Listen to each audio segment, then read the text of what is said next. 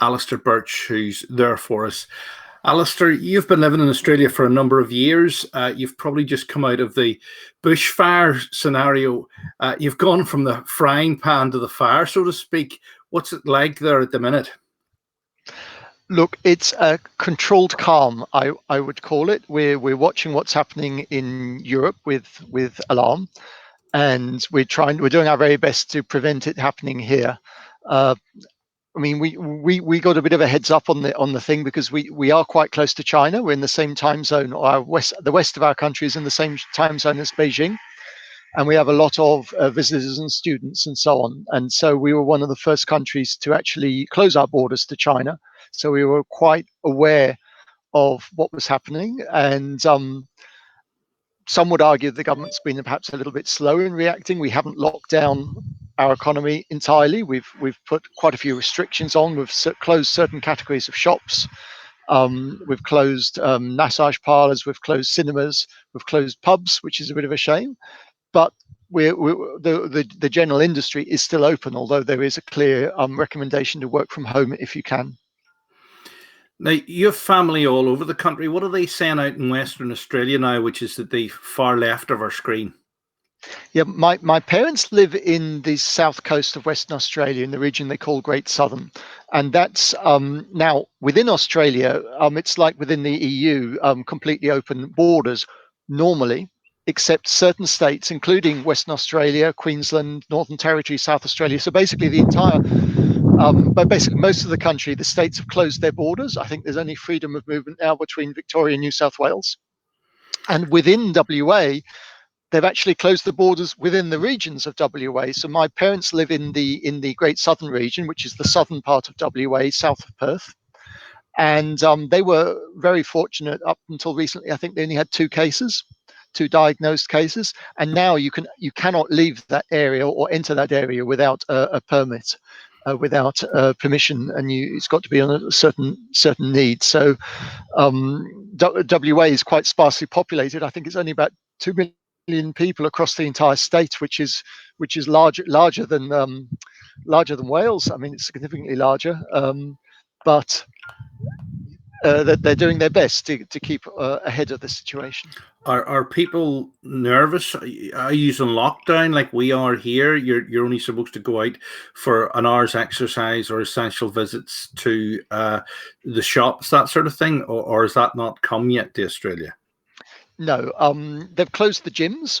They've closed all the high-risk gathering places, but the shops and so on are still open. There is a recommendation not to do it. Like, for example, I personally am trying not to go to the shops more than once a week. If I'm missing something, then I just do without until Wednesday, and Wednesday is my shopping day. But the cafes, the restaurants, for example, are all takeaway and delivery only. You can't eat in the restaurant, but they're still open.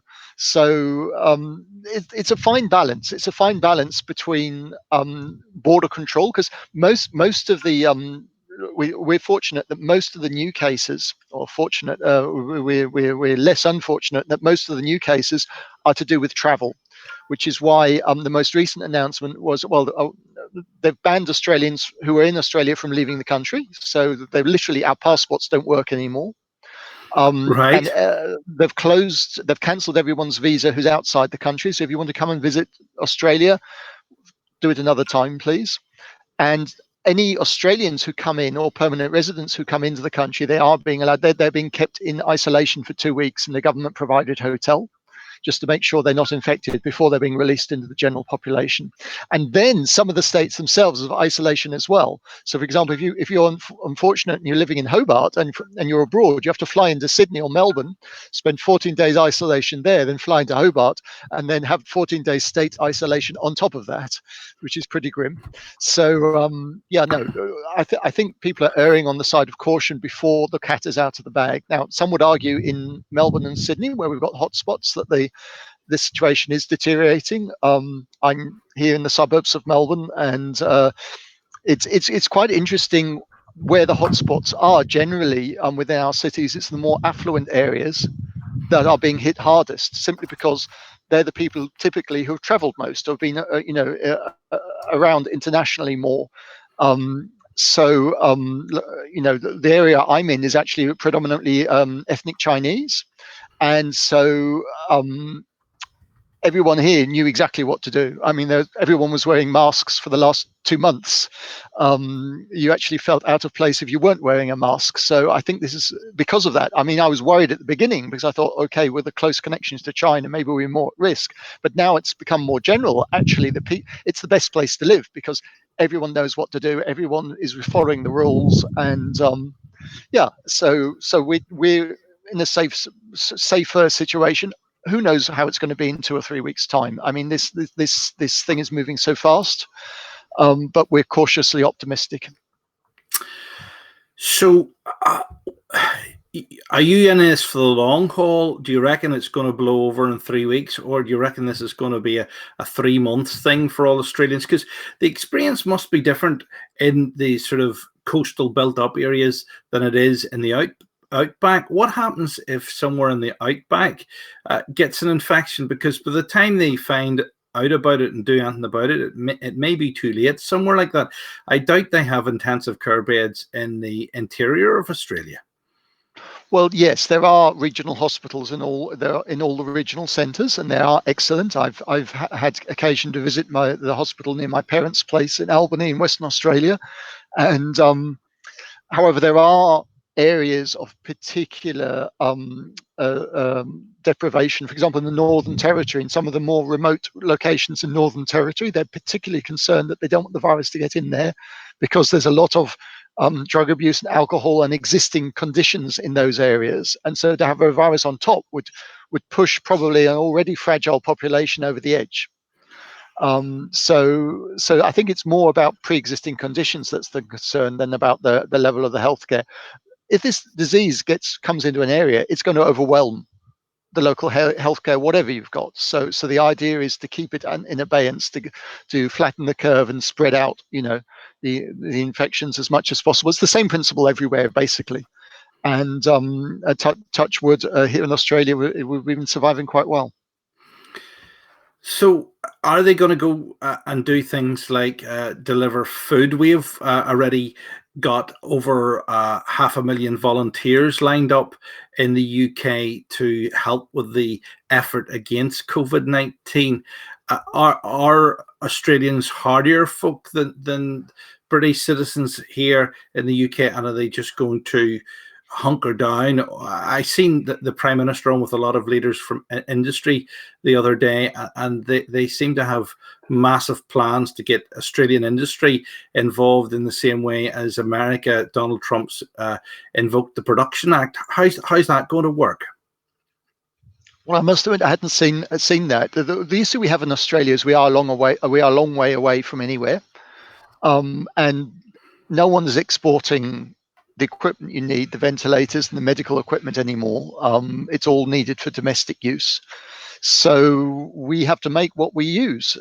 We're very, very blessed. We're very, very lucky in terms of agriculture. I think the statistic I read is we produce twice as much food as we eat because most of it gets exported. So we're not going to starve.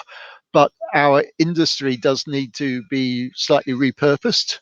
The old turning, tanks into plowshares thing from the First and Second World War is appropriate here, in that we're trying to turn factories which were making maybe electronic equipment into factories that are making respirators. But that's not a quick thing to do, and the hope is that with all the other delaying factors that we're doing in the economy, there'll be enough time to produce enough respirators that we're going to need. So I was just looking at some of the figures there. If you look at this comes from the Guardian. The curve on Australia is growing ever steeper.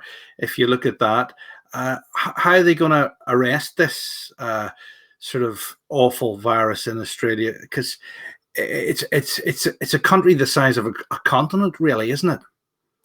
Well, that's one of the beauties of it. Everything is so spread out, and I don't want to be as alarmist as the Guardian Australia is. It's not a newspaper here; it's a website, and if you actually look behind those figures, most of the new infections are either people who've come from abroad or who've directly dealt with someone who's come from abroad. And so by shutting our borders quite firmly about a week ago, and now putting returning Australians into quarantine, which we've done yesterday, or from yesterday, we're expecting good results of that. The absolute numbers are relatively low. We've got one of the highest, if you look at per capita rates, we're actually one of the highest rates of testing in the Western world. I think we're higher than even South Korea in terms of per capita testing. But I agree with you. You know, we don't know if we've done enough. You don't know until it's too late, and then you just have to deal with it. And what you don't want to do is shut down the economy too far, too fast, because that can cause problems as well. So time will tell. I'm sure there'll be a lot of history books and theses written on the different countries' approaches to this virus. Yeah. Yeah. And you know, once it's all died down. Now, of course, you talked about it going away. You know what happened to SARS? SARS was another pandemic. It spread all over Southeast Asia, and then it mutated, and it just stopped from one day to the next. It essentially died away, and that's what That's what I'm personally hoping, that we end up with another miracle like that with this disease. It's mutating all the time, and maybe it'll mutate into something that's harmless. But we'll see. We'll see. Otherwise, we've just got to deal with it as it is. You brushed there a bit on the economic impact of that. Has the Australian government done anything to lessen the impact on small businesses and the self-employed? Well, you've got to remember our economy is still open. There is no lockdown per se yet. They're using a different approach to the UK. I know the UK is I read somewhere 80% of your income or something like that. Here it's an enhanced unemployment assistance. I think they've just doubled the unemployment assistance. So it's not linked to your previous earnings. They're talking about freezing leases so that you can't get evicted for non-payments, stuff like that, because that, of course, would be counterproductive with lots of people getting homeless in a time like this. So they are taking measures slowly but surely. The nice thing is, because we are at the end of the there's a nice thing. The fortunate thing, let's say, we are at the end of the bell curve in terms of virus arrival. We've got time to review what all the other countries are doing. We can look at what the States is doing, what the UK is doing, what Europe is doing, what Southeast Asia is doing, and we can hopefully pick the best and most effective methodologies which protect our people the best. And at the end of the day, you have to trust your politicians, and I'm quite confident that they've got the best minds working on this right now, and let's hope that it comes out with a reasonable outcome. I tend to agree with you, Alistair, that every country has to do how its system feels it can best cope with it. Obviously, here in Northern Ireland, we're working with trying to do joined up thinking with the Republic of Ireland. Australia, is it working closely with the likes of New Zealand and maybe Papua New Guinea, or is it closing its borders? That's it, because Germany has actually accepted some people from Italy into hospitals in Leipzig because they've been coping with it better. Is there a relationship like that even with New Zealand, say? No, the New Zealand travel to New Zealand was closed. They've actually locked down their economy much harder, much sooner than we have. But there is some controversy because while New Zealand has opened its social security safety net to Australians who happen to be stuck in New Zealand, we haven't done the same for the Kiwis here. And so there's a bit of an imbalance there. And the Prime Minister of New Zealand had another press conference to condemn Australia, but that happens fairly regularly anyway. Right. So we're not too worried about that. No, it's probably a bit of a love-hate relationship. But there's another bit of a controversy going on with sort of NHS or former NHS people who are trapped out there in Australia, can't get back to the UK. How's that panning out? Because I mean, surely they could be of assistance there in the Australian healthcare system. Well, that's an interesting point, and I was going to bring it up as well. I'm actually a member of the Get Us Home from Australia group on Facebook, just to monitor all the British and Irish who are stuck out here who want to get home, and I'm giving them suggestions how I can.